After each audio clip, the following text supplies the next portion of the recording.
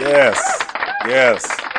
We are back at it once again. It's your boy, Frames and Flops, the Cody Network, Children of the Internet. You know what I'm talking about? We back again. We got a very special episode this time. Not gonna do a game review because I ain't got no game to review. Your boy been traveling, went to Montreal over the weekend and got caught in a snowstorm. And it was a road trip, so I spent a lot of time on the road, a lot of time just away from home, not enough time to play any games. You know what I'm saying? So we ain't having that this week. But since Christmas is right around the corner, I think it'd be fitting to talk about some of the games coming up so you can get your pockets straight, save that money, and buy these games we're gonna talk about today. Uh, just a forewarning, a lot of these new games are coming out around the same exact time, so you might you might want to skip out on buying some of this extra stuff on Christmas so you can buy some of these games unless you balling like that. So just be warned that I'm going to list these games and the release dates, and they're going to sound awfully close. But it don't matter. This is a gaming podcast. We about gaming, so we gonna ball out and buy what we want. Play these games. I'm just gonna go with five that are confirmed. There's a lot of games supposed to be coming out, but a lot of them don't have release dates. A lot of these games be getting pushed back, and so far these all confirmed. They Some of these have been pushed back already, as it is. So hopefully nothing changes from the time I record this and put this out to the world, and by the time they're supposed to come out. Knowing the way this doggone Omarion variant is popping off right now, he's doing this touch dance in the rain. Something might pop off and something might change. So don't hold me to the fire for these release dates. So first game we're gonna talk about right now is Seafood. Seafood. This is a game from Slow Clap. It is exclusive to PlayStation. It's going to be on PlayStation 4 and PlayStation 5 February 8th, right before Valentine's Day. So, hey, y'all hear that? Your lovers, whether it's your girl, your man, whoever, you might, if you got a gamer as your partner, your spouse, hey, there you got a gift right there. Seafood, February 8th, PlayStation 4, 5, and PC. Now, this game, it looks pretty cool. I'm definitely going to get this one. This isn't me just talking about the game because it's out. I actually want to get this one. It's a fighting game that's based on you learning as you age. So you fight, and when you die, you age up. But with age, especially in martial arts, comes wisdom. You know, think of the old karate movie where you got the old guy with the long white hair and the long beard and all that good stuff. Yeah, it's something like that. So you start out as a young buck and you trying to scrap and you throwing hands and kicks and bottles and brooms and whatnot, and then someone might bust you down. But that just means you come back and you have a little bit more wisdom. You might be able to parry a little bit better and understand where to hit the vital point. It looks pretty cool. If you see the gameplay, you'll see what I'm talking about. You can check that out on YouTube, everywhere. Just look up Seafood. I think it's going to be pretty cool. So that's one that's definitely going to get bought from me. Next, we got Horizon Forbidden West. This is the game for sure that's getting copped. February 18th, PlayStation 4 and PlayStation 5. And it's just a coincidence that both of these so far have only been PlayStation exclusives, aside from the PC. But PC Master Race, they get what they get. This is the successor, the sequel to Horizon Zero Dawn. That was a game that came out a few years ago, and it was pretty fly. A brand new IP from Guerrilla Games. They are known for the Killzone series that came out on PlayStation. It started on PlayStation 3 and then 4. It's man. What I thought was dope on the PlayStation 4 what I see what they're doing with the PlayStation 5 is going to be better. Now, it's been a lot of people complaining that since it's available on PS4 and PS5, it's not going to be as good as it could be. There's some merit to that, but I mean, at the end of the day, they got different versions of the game for different systems, and it's going to run beautifully on that PS5, that 60 frames, that 4K, all that good stuff. Man, new enemies, new got new equipment to use to grapple. I y'all heard me last week. I love a game with some grappling now. So definitely looking forward to that. That's gonna be dope. Again, February 18th, PS4 and PS5. Next we got Elden Ring.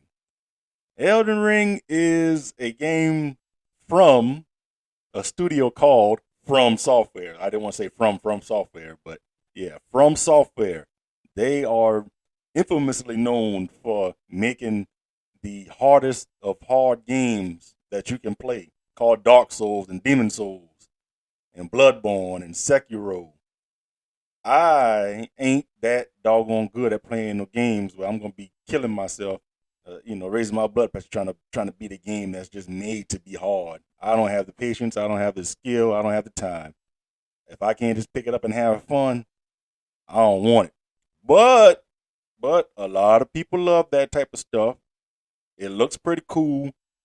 Based on the gameplay footage, it looks like a good mix of Sekiro, and Sekiro was way more mobile compared to the Souls games that they've made. It looks like a mix of Sekiro and still kind of grounded and slow a little bit like the Souls games.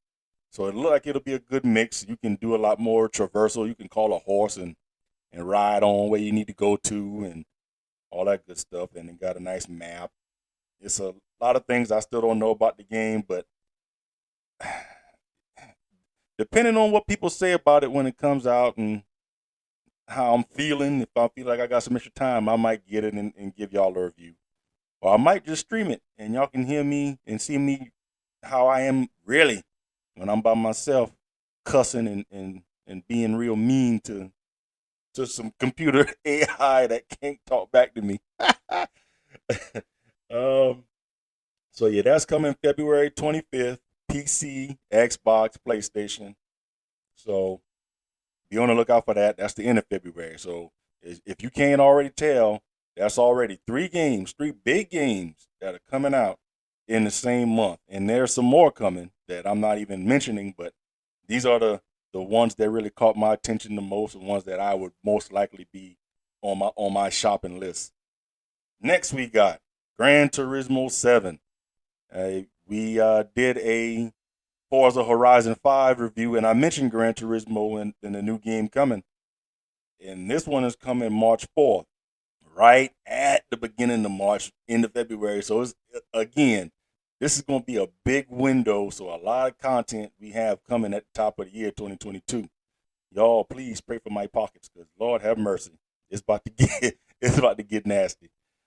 But that's coming. Polyphony, they've always done this game since the OG PlayStation, and it's touted as the ultimate car sim.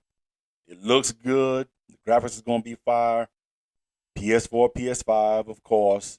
Again, people talk about why is it not only PS5? We need to step into the next gen.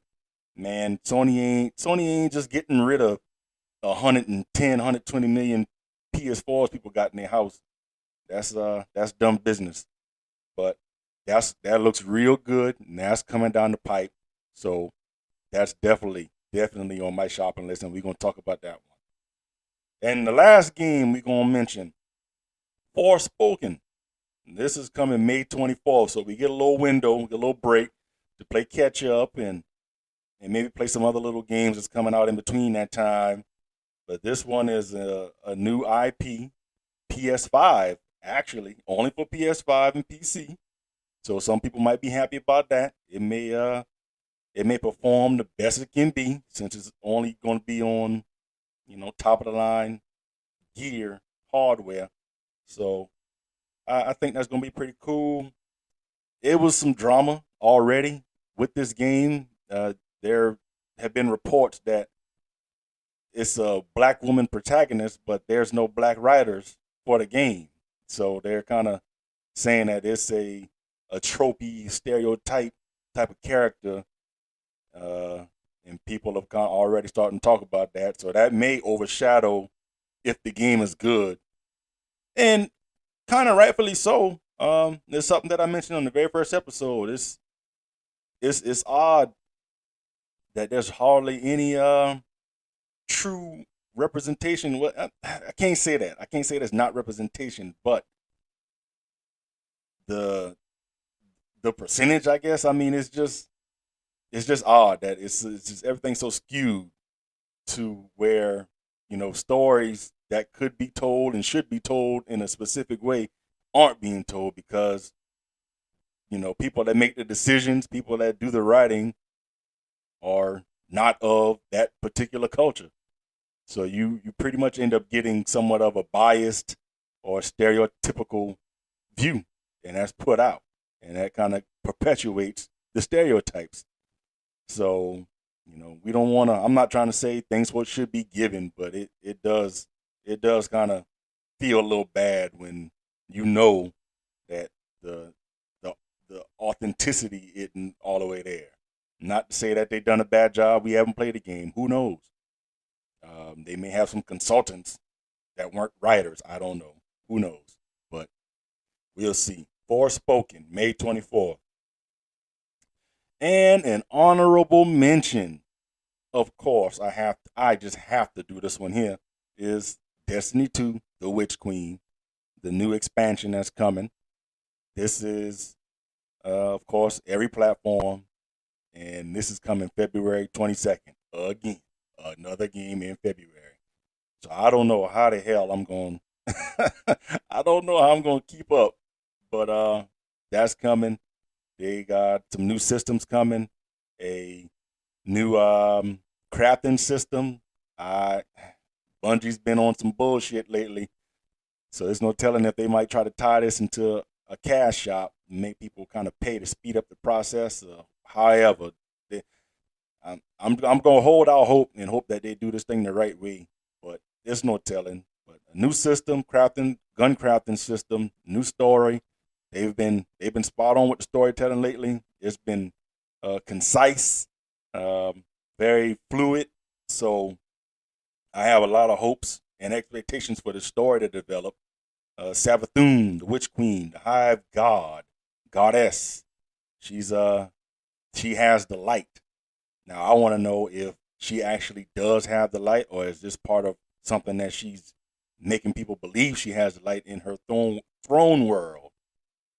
And that's kind of the tagline of this expansion is survive the truth, trying to figure out what's really happening. Because her thing is she's the queen of deception. So I'm anxious to see what that's about. New raid, new system, new Void subclass rework, Void 3.0. So a lot of good things coming. It's hard to recommend Destiny to new people because it's hard to get in, and once you get in, it's kind of is addictive. I'm addicted to that shit like crack. I ain't gonna lie to you. But I keep trying to wean myself off, but they keep pulling me back in. So we'll see how that goes. And that's it. Those are the top 5 games that's coming out real soon, and the honorable mention. So I have a lot of money to save. Y'all may have a lot of money to save. Maybe y'all don't like none of that stuff y'all just heard me talk about. I don't know, but it's a good time in gaming. A lot of games be made, and hell, we may be on lockdown again. And as long as these games come out, we have something to do for the gamers. So it's all good. News. What's going on in the news and tech and gaming? Actually, the first story is Axios. They report that there's a large exodus happening at Ubisoft. A lot of people are leaving for wages, just the work environment, and other reasons. It's a lot of people leaving. But some of it is also kind of maybe misrepresented because a lot of games have closed, shut down, and a lot of times these developers are somewhat of contract workers. Their contract is for the specific game, and a lot of people are just done and not deciding to either stay on and pick up a new game or for whatever reason. So I don't think it's all doom and gloom, but it's kind of interesting to note that Ubisoft has a lot of people leaving. So we need to kind of just keep an eye out on that and see how the quality of the games come out. Maybe we finally stop getting Assassin's Creed every year, or every other year now. But maybe they get a new crop of people to do something different. Who knows? CES, the Consumer Electronics Show, is happening in January. Albeit it might be a little limited. I think there's still going to be some people there, but it'll mostly be streamed again. Omnicron, Omarion, whatever is popping. Delta's still popping. So just if you're going, hey, let me know. Share some pictures. We can have a conversation about your experience. If not, then we'll just chat about what's popping. You know what they present and show at the show. And the last little bit is this we're approaching 2022, and I just want to let people know that if you don't have a mesh Wi-Fi network for your home by now, I think you're missing out. It's affordable, and it really does change the way that you can connect around in and outside of your home. Um, I'm I'm a slow adopter. It's been out for a while, but I finally saw the light, and man, it's lovely. So what a mesh network does is you have a modem, and if you have a good actual internet package from your ISP, your modem is connected to one of these main routers, and then these routers send a signal to maybe two, three, four other routers around the home, but you put them in strategic places to where the signal is pretty strong, and you pretty much create a web. That's what they call it, a mesh network. I guess it just a web and a big sphere of signal that's pretty good. And then you can even use those uh, routers that are away from the modem. You can use those as a direct plug-in to your Cat 5, Cat 6 Ethernet cables to any of your devices that you have it set up in the room. And that's how I have our gaming room. My wife and we share um, a router from the mesh network, and we have it hardwired with a switch. So we have a few different ports, and everything's hardwired, so we get pretty good connection. So that's something you ought to look into if you don't have one now. And the memory of the week. Since I'm recording this and it's 2 days before Christmas, I think it would be pretty cool to talk about the first time I finally saw a gaming gift, and it wasn't a surprise. And this was 99, I think. Yeah, 99, 2000. And it was the Sega Dreamcast. Had me and my brothers in the house. Mom went away somewhere, and I guess she wasn't in the spirit that year. She ain't put no tree up. And there was, the way our living room was set up, we had a sofa and a love seat, but it was kind of set at a 90 degree, 90 degrees from each other, perpendicular. And there was a section kind of in between them where they were, and it was a corner. So we ended up putting stuff in that corner, and didn't think nothing of it. But somehow I think we was acting ass in the house, and then I think maybe we threw the controller somehow, and it got back there and started messing around and digging. We saw some boxes, and then lo and behold, being badasses, we kind of ripped the wrapping paper just a little bit on the corner to try to make it seem like we ain't seen it. And yeah, you saw a little Dreamcast logo, that little orange squiggly circle. And the first games we got was a Crazy Taxi and a Sonic game. Yeah. And they had that little memory card that you could take out and almost be like a little gigapet. It was pretty cool, man. So that was the first time I actually was not surprised at Christmas on Christmas morning about something related to gaming. What was the first time that y'all found some of y'all gaming gifts? Did y'all find a game or a controller or a whole console or something like that and didn't tell or didn't get caught? Let me know. That's the show. Short and sweet this week.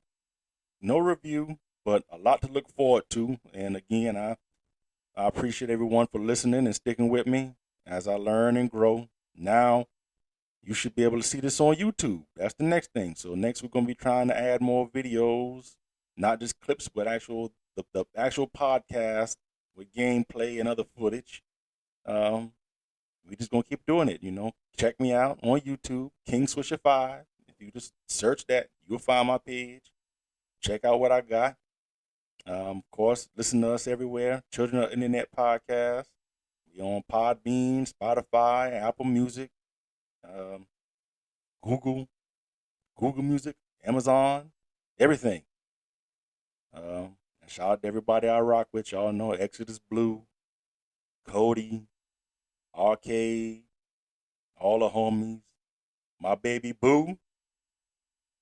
Love everyone. Merry Christmas to y'all. Till the next time, we out. Frames and flops. Thank you all for tuning in to Frames and Flops. Bye bye.